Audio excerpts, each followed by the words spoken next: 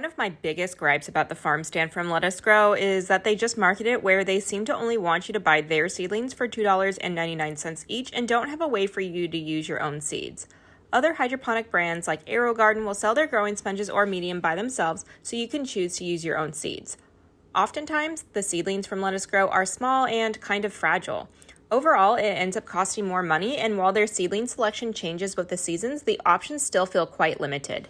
So I wanted to do an experiment where I put soil into one of the growing cups and use my own seeds. I'm just taking some soil from this seed starting tray. I already transplanted what was growing in here, but some soil got left behind, so I'm just going to pack the soil into this growing cup. Had Lettuce Grow marketed empty growing medium pods, I might be more inclined to purchase those, but they don't exist. So the soil should still work because the seedlings just come in very compacted soil, so it's not like the soil ends up going through the cups or anything. I did water this down a bit, and even though it is a hydroponic system and the water will saturate the soil with water from the bottoms and sides, I still just wanted to make sure that the soil has enough moisture for the seeds. I need more basil, and basil grows pretty fast, so for the sake of this experiment, that's what I'm going to go with. I'm going to do dark opal basil, and I've got my cup here, and now I'll put some seeds in here. I'll do 2 for good measure.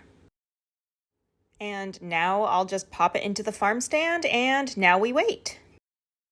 It's been a little over a week, and this looks like dark opal basil to me. So clearly my experiment worked. So if you have a farm stand and don't want to buy their seedlings, just use some soil and your own seeds. And if you liked the overall idea of the farm stand, but were turned off by having to buy seedlings, now you know you can use your own soil and seeds.